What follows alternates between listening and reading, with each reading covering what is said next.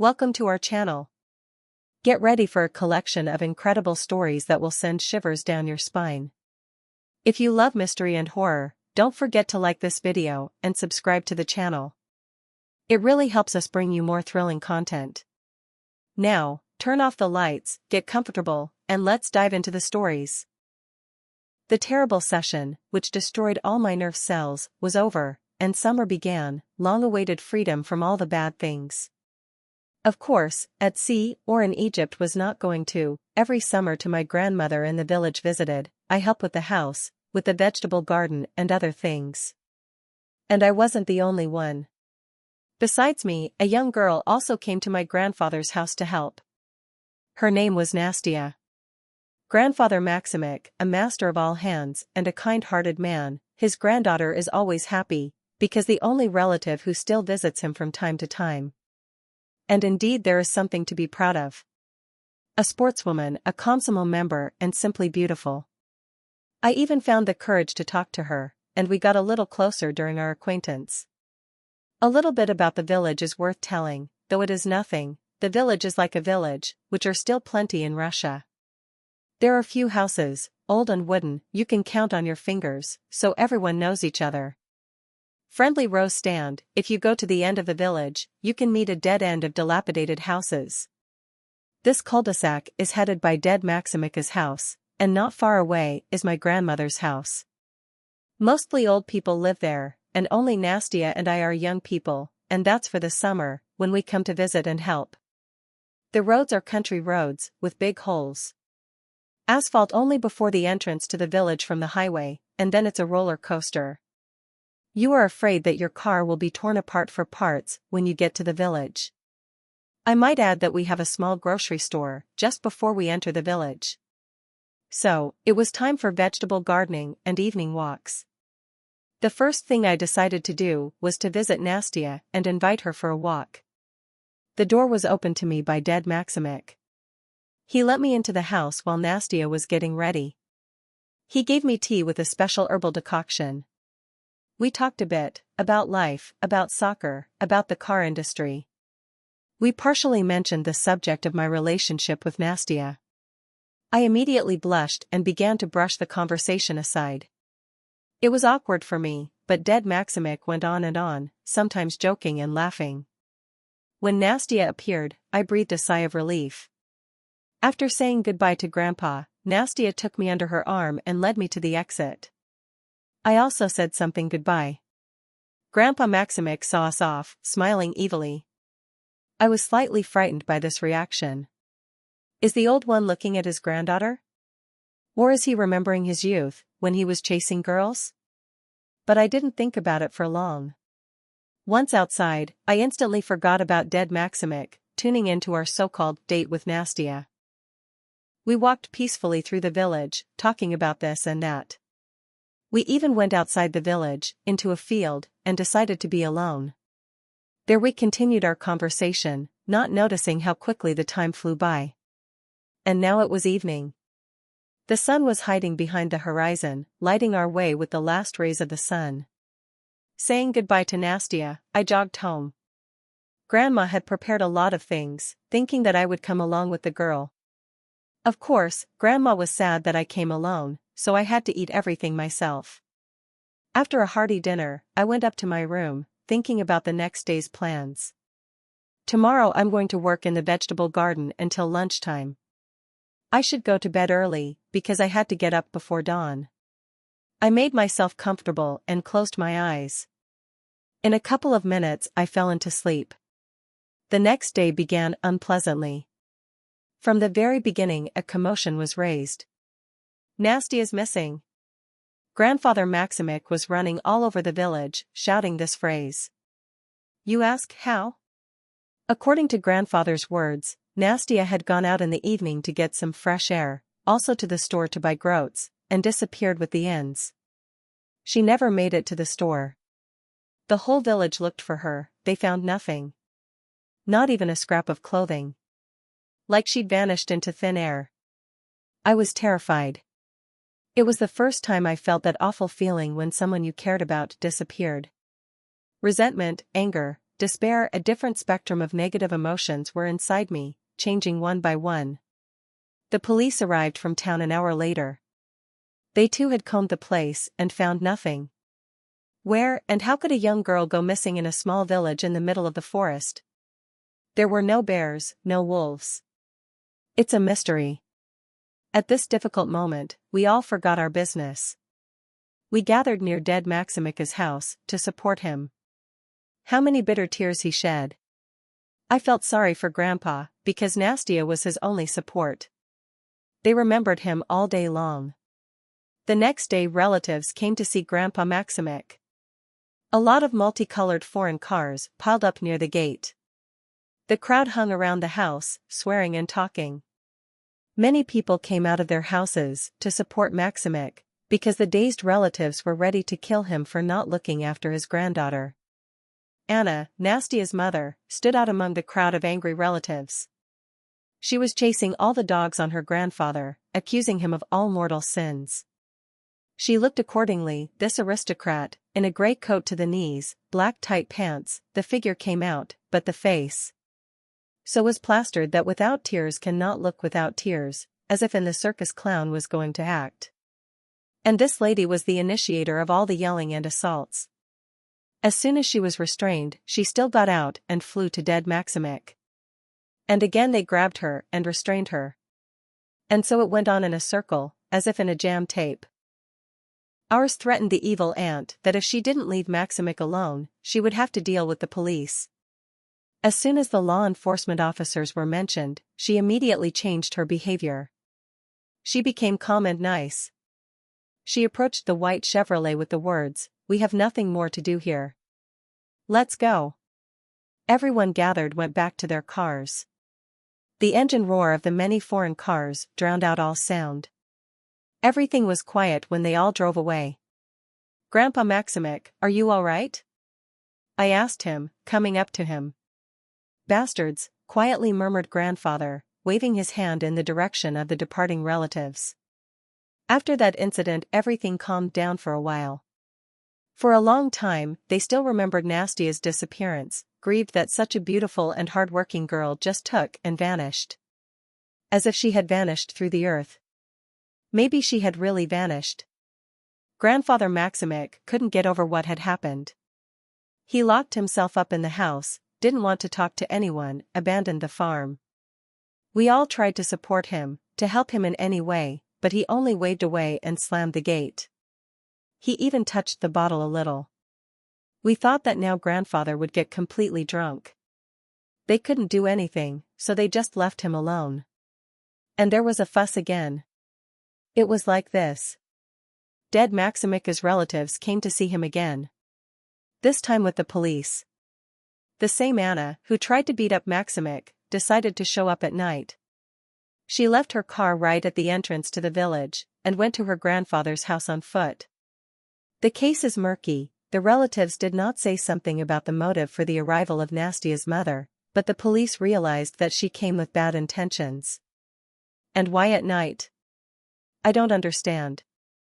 The police stood around, listened, and assumed that she went to the woods to look for her daughter. Sounds strained and stupid, but they needed an excuse to keep the crazy crowd off their backs. The grandfather himself was watching what was going on, standing behind the fence that separated him from the angry relatives. But then one of the relatives could not stand it. Some type rushed to the house of Grandpa Maximic, banging on the fence. Of course, the wood was flimsy, a few strong blows, and part of the fence fell to the ground. A crowd of dazed relatives marched onto the grandfather's property. The police tried to stop, but to no avail. The madness proved stronger against the two men in uniform. Maximic himself got a little nervous. The crazy family searched the house, vegetable garden, attic and basement. Nothing. The only thing left was the barn, locked with a weighty lock. The relatives were going there, but dead Maximic blocked their way. His knees were trembling, he tried to say something, but only mumbled something inarticulate. At that moment it became clear to everyone. The police joined the invasion. They asked grandfather to open the barn. Maximic shook his head and refused, but they pressed him hard and he gave in. With trembling hands, dropping the keys every now and then, the grandfather unlocked the lock and opened the door. The barn smelled of rot and iron. A small swarm of flies flew out of there. The policeman went in first, followed by a few relatives. The inside of the barn was semi-dark. The walls were covered with something red. A few sacks were lying in the corner, flies flying around them and maggots swarming around the bottom like the first snow. Next to those bags was a corpse. An unusual corpse. The torso and legs belonged to Anna, and the arms and head belonged to Nastia. The joints were so carelessly sewn up that they were about to fall off. A white pockmark of opahorses had already formed in them. Anna's withered eyeballs stared blankly at those who entered. The corpse was practically decomposed. It was dragged with difficulty, then placed in an ambulance. It was all happening too fast. Nothing could make sense of it. Grandpa Maximic was tied up and taken away. Interrogations, investigation. Then a lull. Since then there's been no sign of dead Maximic. And we weren't interested ourselves. Only rumors that Maximic was going to create the perfect woman. He was obsessed with occult sciences, thus deciding not only to create his ideal woman, but also to resurrect his wife by putting her soul in a vessel. He loved his wife too much that even after her death he could not recover, even went crazy if he went to such a thing.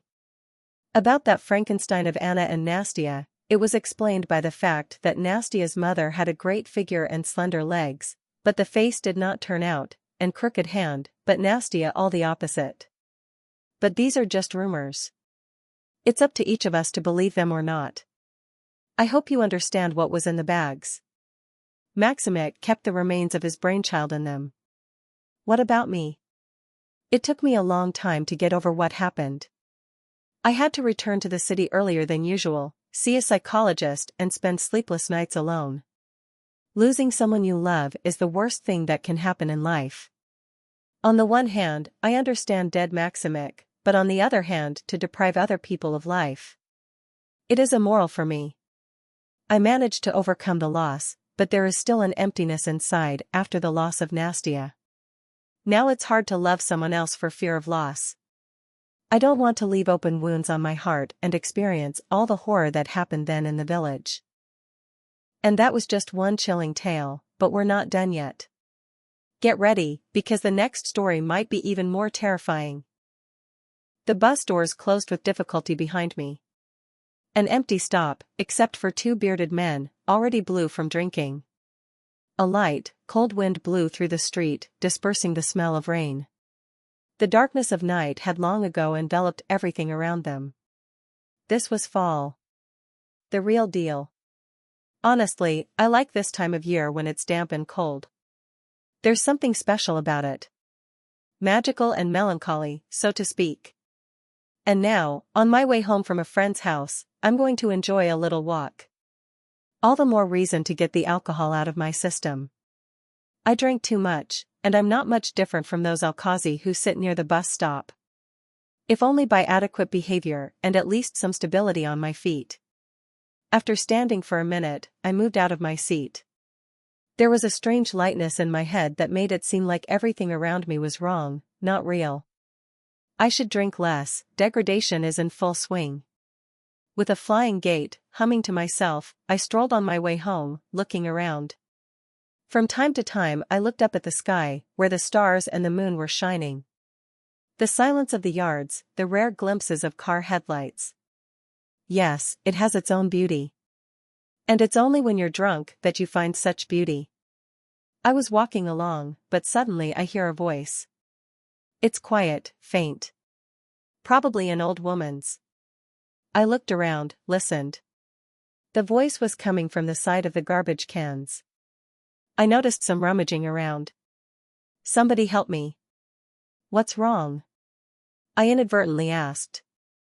Oh, grandson, I fell. I can't get up now. Help me, please. Something strange seemed to me in all this. Especially the way the old woman spoke. Something guttural or something, while sitting in a barrel. But I didn't pay attention, because old age can do that. so without too much hesitation went to help the grandmother. She, in turn, stretches out her arms. I tried to look at her, but except for an old ragged coat and dirty pants I did not see. Her face was so well hidden under the shawl, it was as if the darkness had swallowed it up. "Oh, thank you, grandson, thank you," said the old woman. "Not for," I didn't have time to finish, as her palm squeezed my forearm so tightly that I felt the grandmother squeezing my bones. "Hey, Grandma, what are you doing?" "Thank you, grandson, thank you," she repeated in a distorted voice. I tried to break free, but to no avail. The old hag had a firm grip on me. "Let me go," I shouted, kicking at her, but she wouldn't let go. Then I had to act radically. I pushed the old woman as hard as I could to the garbage can. Then I fought her off, hitting her against the metal surface. My grip loosened, the hag unhooked herself from me, and fell flat like a marionette. At that moment, the hood pulled back, revealing her head. And, oh God, it wasn't human. An oval head with an elongated face, distorting every second like a frame with expressions of emotion, then suffering, then sadness, then anger. After a while, the creature stood up, displaying all of itself. A long, skinny body of gray, covered in slime, with disproportionately small limbs. The arms with long nails were bent at the elbows, and instead of feet there was a kind of hoof. It was coming toward me with a crooked step. I couldn't resist and fell backward onto the wet asphalt, backed up, and rested my back against the fence. My breath hitched, sweat dripped from my forehead. I managed to get up and run away, but it was not to be. The clatter of hooves sounded behind me. I half turned my head and saw this monster rushing after me at the speed of a car, staggering from side to side and flapping his arms as if they were wings. I did not hold back a scream. My legs carried me toward the house. I did not see the road, I just rushed, but there was an unexpected surprise. When I ran out to the roadway, the only obstacle to my house, I stopped for a moment and looked around. And then I noticed two silhouettes standing on the other side of the road. They were hiding in the darkness, out of reach of the streetlights. Just standing there looking at something. I was already happy that they were people and started yelling something inaudible and waving my arms at them, but it was a bad decision. As you probably realized, those two silhouettes were clearly not people. Personally, I realized it late, only when they came into the light. I drew back and almost fell, and ran in the other direction. Those monsters blocked my way home. Now I don't know where to go. I'm just running to get away from those creatures. Their slapping footsteps could be heard behind me. They came closer and closer to me. My strength was failing me, I couldn't run anymore. Was this the end? I stopped for a moment near a residential building to catch my breath. The creatures had fallen behind, so there was time. While I was enjoying my moment of calm, I spotted a basement. In the darkness, I could see the door was ajar. Looks like one of the tenants forgot to lock it. I got lucky as hell. I rushed down there. When I was in the darkness of the basement, I shut the door sharply and pressed my back against it. My lungs were burning, and my legs couldn't stand, so I fell back on my heels. There was a commotion outside the door. The creatures crowded around the door, but they had no idea what to do. They were cackling and mooing, communicating with each other. I had to hold my breath, and try not to make a sound until they were gone. After a few long minutes, they dispersed.